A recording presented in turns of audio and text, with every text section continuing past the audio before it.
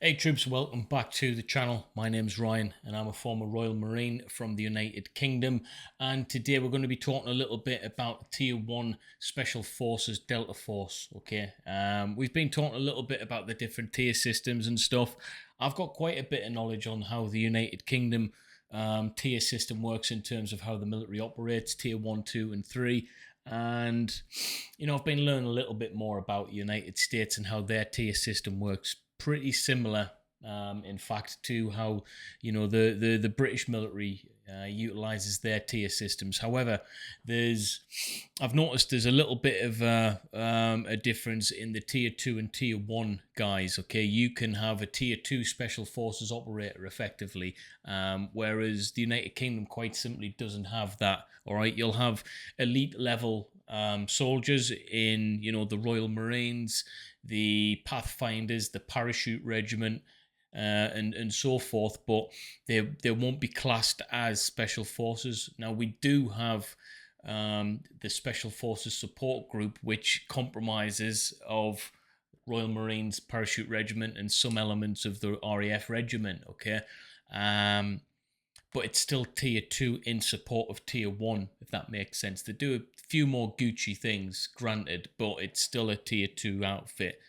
in support of, and they would not have the title Special Forces like what you guys do. So today we've stumbled across a video called Delta Force Tryouts, Delta Force Tier 1.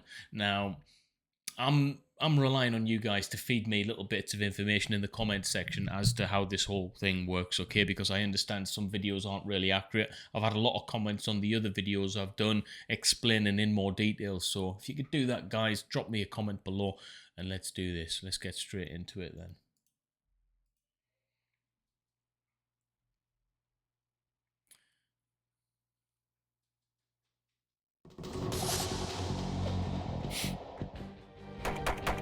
They are the Army's Tier 1 Special Missions Unit, known as Delta Force, or simply the unit. Yeah, they go by many names, all of them unofficial. For those on the inside, it's just CAG, Combat Applications Group. Because no one speaks of Delta Force officially. And many who get... Is that true, though? Because it's spoken of so unofficially and quite often. Is it something that we can no longer say is unofficial? It is official, right? We all know that, but it's pretended that it's unofficial. I mean, everyone knows that Delta Force exists now, so I don't know why they would say it's unofficial. No one speaks about it unofficially and stuff. I don't know. Their start here at Fort Benning, qualifying as Army Rangers. These are some of the toughest of the tough. What you're doing is Now, this is something very interesting. Now, the United Kingdom has adopted their variant, a version of the Rangers. Okay, now we've just started or just starting to build the British Rangers. Okay, the United Kingdom Army Rangers. Now, whether or not it's going to be the same level of arduousness as the United States Rangers, I'm not too sure. But my belief is that the 75th Ranger Regiment is still Tier 2 Special Operations, right? Or am I wrong with that? Let me know in the comments, troops. you're taking elite soldiers out of special forces and rangers, and you're training them to ridiculously high levels. It's from these ranks, and from the best of the 82nd Airborne, Special Forces or Green Berets, that Delta Force selects its operators. Those who make it into the unit have already served their country, often in combat.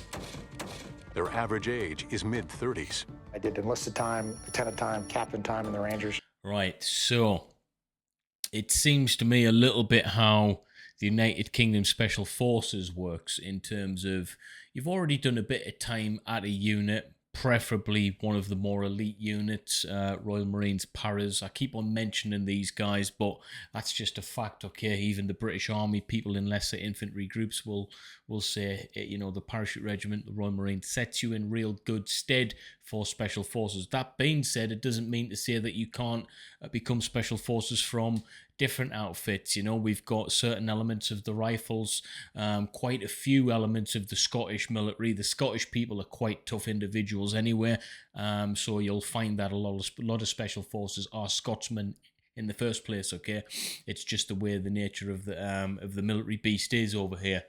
But the thing that is very different is the age group. Okay, now the average age for the United Kingdom Special Forces is, I don't know this exact, but I just know from experience of people, friends, and stuff going into the Special Forces group, is lower 20s. Okay, 20 to 25 seems to be about the age of when they try out.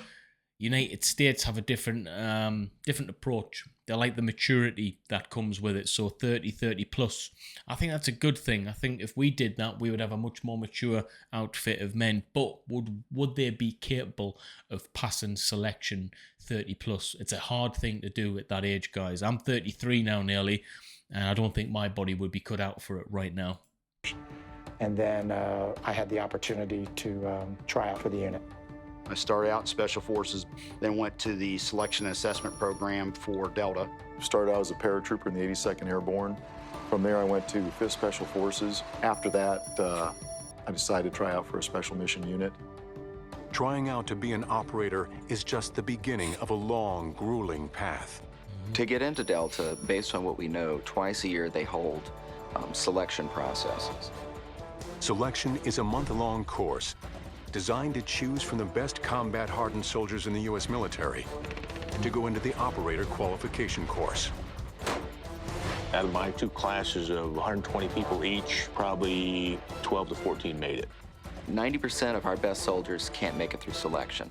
Of the 10% who do get selected and then go on to the operator qualification course, up to 50% of them still wash out throughout the process. That's incredible. The exact standards required to make it as a Tier 1 operator are highly classified. I think these statistics do resemble UK Special Forces. I believe it's because Delta Force have had a lot of input from the United Kingdom Special Forces over the years. I believe the blueprint was actually taken from the United Kingdom, integrated into the American military, and, you know, made better in many ways, or made to suit the American tryout. Because it is a different beast over America. You've got a lot more money, a lot more infrastructure, a lot more people wanting to try out. So I think the selection process is very, very tough indeed, but one that resembles UK Special Forces, guys, okay? And that mixed with money, mixed with experience and power and might, leads to an extremely dangerous fighting force as far as I'm concerned. It's like the SAS and the SBS on steroids. That's the only way I can put it. I don't really know what they're looking for because that's a secret, and I was never allowed to see those shiny rocks. Everyone thinks they look like the middle linebacker for the Washington Redskins, you know? I would tell you that's very small. You got short guys, middle guys, bald guys, people that just blend in. It's not always the best guy that makes it. Yeah. It's the right guy. That's the key. That's a good... That's very, very interesting. That's very, very interesting. Now, not that I can speak from Special Forces experience, but I can talk from Royal Marine experience, guys. And that there just nailed it on the head. It's not always the best guy that makes it, but it's the right guy, and I can definitely account for that. There was some fantastic individuals tried out to become Royal Marines. I know of people, fantastic individuals, who went on to selection and failed selection. It wasn't because they were bad individuals. They were fantastic individuals, great soldiers, great at what they do, but I think people get lost in translation with actually what Special Forces operators are required to do. It's not necessarily being the best in your field. It's about being different. It's about meeting the standards that Special Forces want, and it's not always what you think, okay? And they do come in many shapes and sizes, with many different skill sets around them and associated with their service.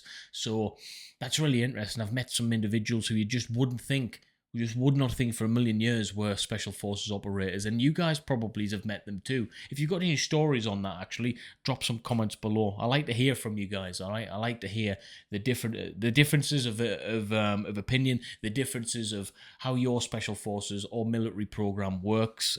You know how mine works. You know, I speak about it all the time, guys. But let's open the debate up now in the comments section. I want to hear your thoughts. But if you like today's video, please smash that like button.